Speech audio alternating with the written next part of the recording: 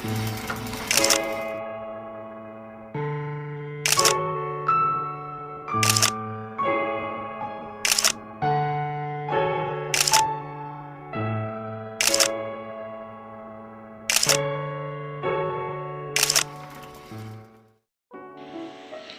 day, everyone. Today we're going to talk about literature. What is literature? Literature is a term used to describe written and sometimes spoken material. It is derived from the Latin word literature, which means writing form with letters. Literature most commonly refers to works of the creative imagination, and that includes poetry, drama, fiction, non-fiction, and in some instances, journalism and song. Literature represents the culture and tradition of a language or a people.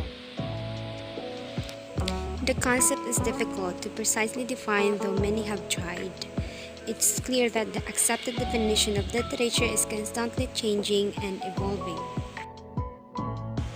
For many, the word literature suggests a higher form of art. Merely putting words on a page doesn't necessarily equate to creating literature.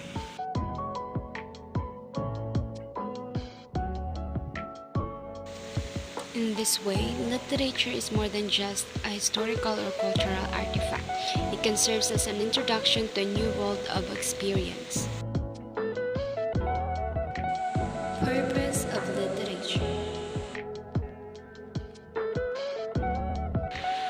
Reading great literature exercises the imagination. It transports us out of our current context and into other ages and places. Literature also enables us to see the world through the eyes of others. It teaches us about life by exposing us to the lives of different people through their stories. And from these vicarious, we learn important lessons and values.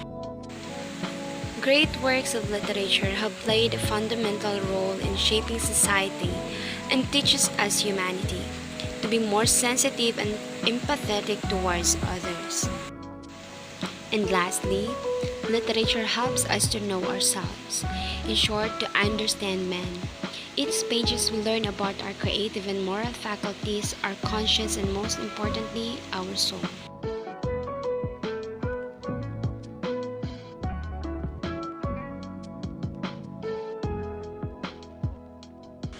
Types of literature. There are different types of literature, such as drama, fable, autobiography, biography, poetry, prose, science fiction, and journalistic literature. What is drama? A drama is a play in literature and a playwright composed. It portrays fictional or non-fictional stories. To explain away certain events, characters, or stories, a drama is produced using dialogues or certain action. It can be performed on stage, radio, or big screens as in films. Complex emotion and impressive characters are required to produce a high-quality drama. There are many forms of drama, but some of the most common are comedy, tragedy, musical drama, and melodrama. Next is fables. Writers create a fable when the intention is to provide the audience with a moral story. A fable usually uses animals as characters to convey the story. In fables, animals act like humans and are able to speak and understand reasoning. They are personification of human characteristics and their nature. Next is autobiography. Autobiography is an interesting thing to read because of its teller. The story is the one about who the story is. The character himself is the writer and describes his life from his own original perspective and experiences. It gives you an insight on the person writing it because they share their true life events and thoughts. Mostly, famous people write autobiographies to tell their story to other fans and the world. The fourth one is biography. Biography in literature tells the story of a person from another person's perspective. someone else writes it rather than the subject himself.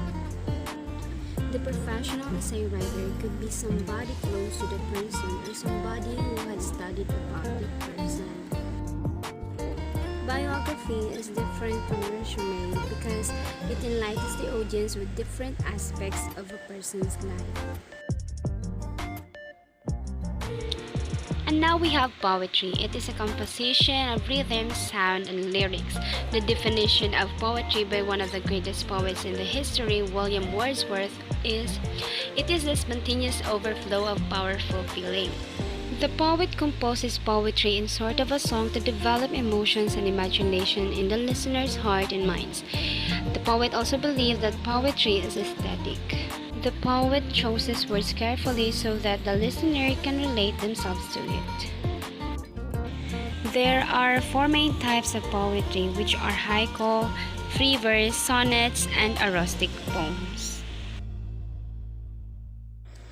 And to end this video, I would like to show you an example of literature in the form of a video clip. Enjoy watching!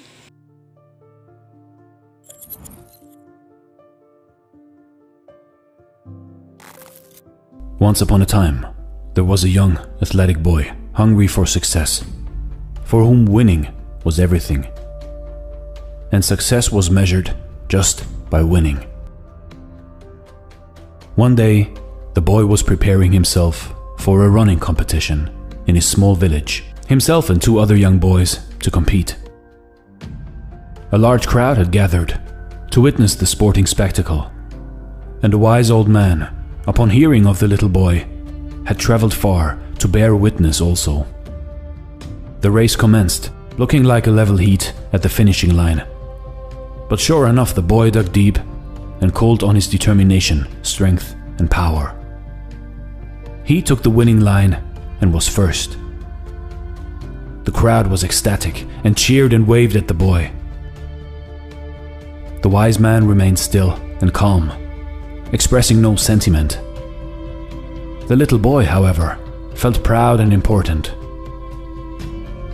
A second race was called, and two new, young, fit challengers came forward to run with the little boy. The race was started, and sure enough, the little boy came through and finished first once again. The crowd was ecstatic again and cheered and waved at the boy. The wise man remained still and calm, again expressing no sentiment. The little boy, however, felt proud and important. Another race, pleaded the little boy. The wise old man stepped forward and presented the little boy with two new challengers, an elderly frail lady and a blind man. "What is this?" quizzed the little boy. "This is no race," he exclaimed. "Race," said the wise man. The race was started, and the boy was the only finisher. The other two challengers left standing at the starting line. The little boy was ecstatic. He raised his arms in delight. The crowd, however, were silent, showing no sentiment toward the little boy. "What has happened? Why not do the people join in my success?" he asked the wise old man. "Race again," replied the wise man. "This time, finish together, all three of you. Finish together," continued the wise man. The little boy thought a little, stood in the middle of the blind man and the frail old lady, and then took the two challengers by the hand. The race began, and the little boy walked slowly, ever so slowly, to the finishing line and crossed it. The crowd were ecstatic and cheered and waved at the boy. The wise man smiled, gently nodding his head. The little boy felt proud and important. "Old man, I understand not. Who are the crowd cheering for? Which one of us three?" asked the little boy. The wise old man looked into the little boy's eyes, placing his hands on the boy's shoulders, and replied softly, "Little boy, for this race you have won much more than in any race you have ever ran before.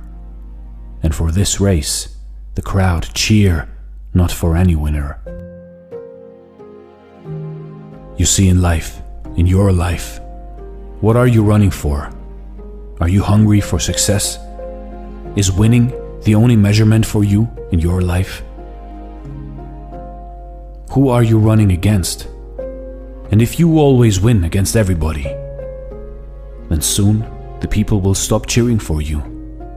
At the end of your life, if you look back, the question is, who was running next to you in this race? If they were weaker and old, did you help them to get across the line? Did you all finish together? Because that is the best race you can ever run. So run this race called life. But don't forget, it is not important if you win. It is important how you run this race. This is Dare to Do Motivation Stories. Thanks for watching and stay blessed.